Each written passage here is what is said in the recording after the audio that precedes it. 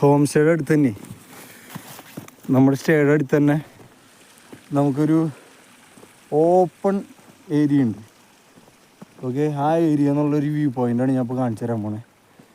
സണ്ണില്ലാത്തത് കൊണ്ട് തന്നെ അത്രയും വലിയൊരു വൈബൊന്നും നിങ്ങൾക്ക് പ്രതീക്ഷിക്കണ്ട, എങ്കിലും സംഭവം അടിപൊളിയാണ്. ദേ കണ്ടോ,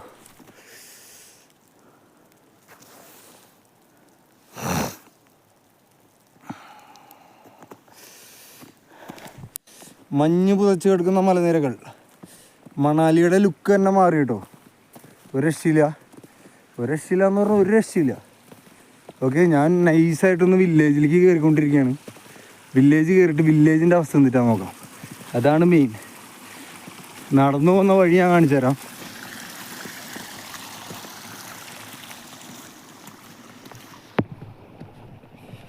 ഫുൾ ആപ്പിൾ തോട്ടമാണ് കേട്ടോ. ഒരു 350 ഏക്കർ ഫുൾ ആപ്പിൾ തോട്ടം തന്നെയാണ്. ഇതാണ് നമ്മുടെ ഹോം സ്റ്റേയിലേക്ക് നടന്നു വരുന്ന വഴി. ഓക്കെ, സെൻട്രൽ സൈഡ് ഐസ് മെൽറ്റായിട്ട് നമുക്ക് ശരിക്കും ഈ ഒരവസ്ഥ കിട്ടും.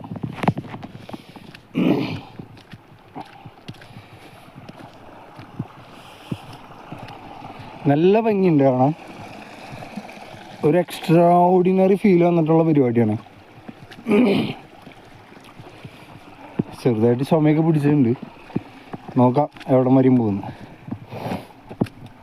ഇതെങ്ങനെയുണ്ട്?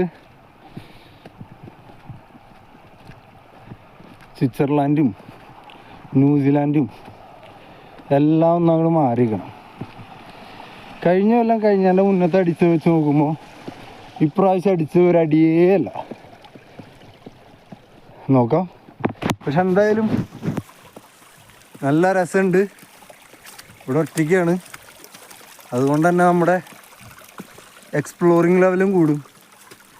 നമ്മൾ സ്നോ ഇതിനു മുന്നേ എക്സ്പീരിയൻസ് ചെയ്തിട്ടുള്ളതാണ്, പക്ഷേ എങ്കിൽ പോലും ഇത് ഒറ്റയ്ക്ക് നിന്ന് ഫീൽ ചെയ്യുമ്പോൾ കിട്ടുന്ന ഒരു ഫീൽ വേറെയാണ്.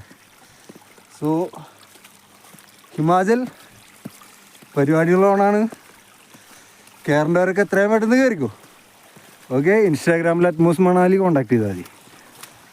Okay, bye bye.